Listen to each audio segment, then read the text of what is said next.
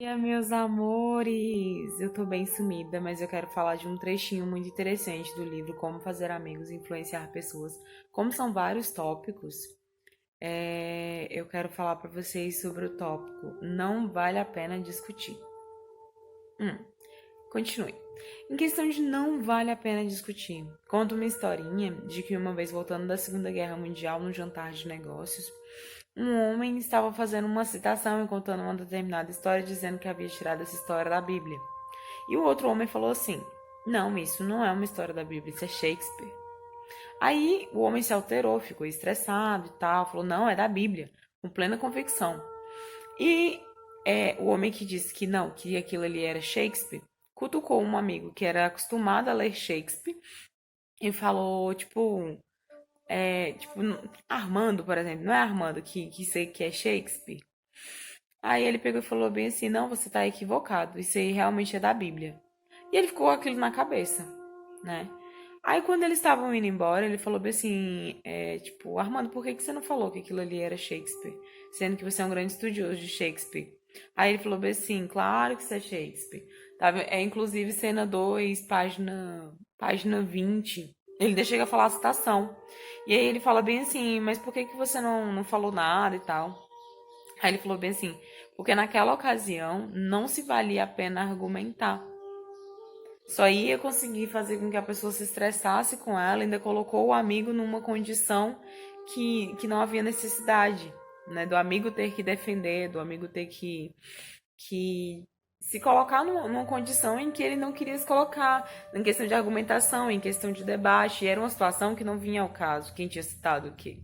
Né? Era uma conversa informal e aquela discussão não ia levar ninguém a lugar nenhum.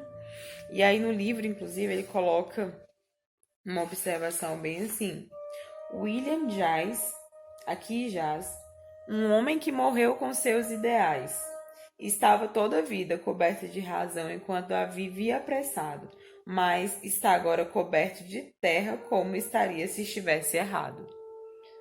Ou seja, independente de você querer estar coberto de razão, estar querendo, né, ficar coberto de raiva, no final seus argumentos vão por terra, né? Todo mundo chega num ponto, nossa, Ana, mas isso é muito crítico. Mas o que que acontece? É, Às vezes a pessoa ela não quer ser corrigida. Então você tem que saber, tá?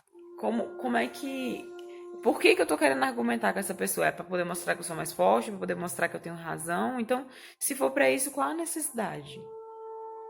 Uma vez a Val, a minha vizinha, ela é cristã. Ela falou bem assim para mim: eu posso mudar a mim, mas eu não posso mudar a realidade do outro. E eu achei isso muito interessante. Porque você pode se mudar, mas você não pode mudar a realidade do outro. Tem um versículo, verdadeiramente é um versículo da Bíblia que fala bem assim: A mulher sábia edifica sua casa, porém a tola a derrubará. Muita gente leva isso só no conceito de casamento, mas não. Quando diz a mulher sábia, significa a mulher sábia, o homem sábio, edifica a sua casa. A sua casa é o seu interior. Eu tenho que edificar o meu interior, eu tenho que ser melhor para mim, eu tenho que corrigir a mim. Eu não preciso entrar em discussões desnecessárias. Eu não preciso boicotar a minha casa interior, entende? E aí, outro quesito que eu achei interessante que ele fala bem assim, quando é uma relação de ajuste, né? Ajuste mesmo, digamos. Aí ele fala bem assim no livro: se dois sócios concordam o tempo todo, não há necessidade de haver outro sócio. Então, se você é dono de uma empresa, ouvir críticas pode ser uma oportunidade de se ajustar. Num relacionamento, não estou falando em questões interpessoais que não tem necessidade nenhuma, né? É aquele negócio: eu quero ser feliz ou eu quero ter razão.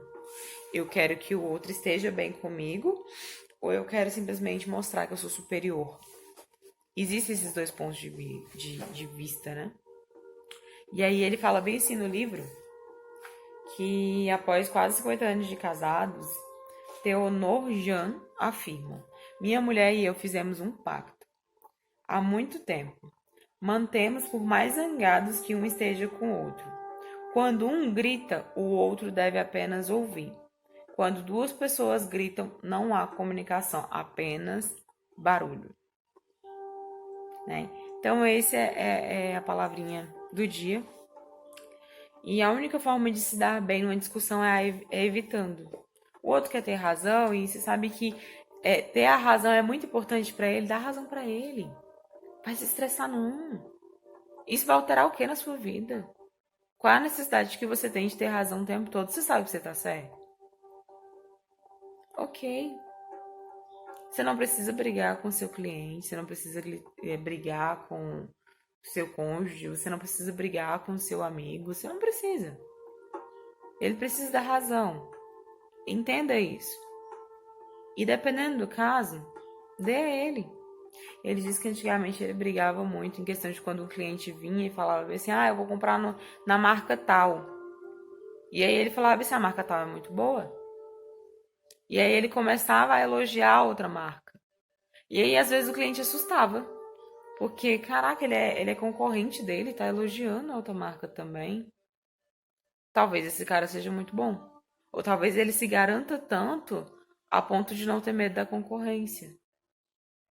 Ou seja, argumentações e vontade de ter razão sem existir um propósito pré-definido, apenas pelo fato de se sentir mais forte do que o outro, é perda de tempo. Grande beijo, galerinha. Se vocês tiverem gostado, dê aquele joinha. Esse é o livro que eu tenho falado com vocês, né? E um cheiro no zóio.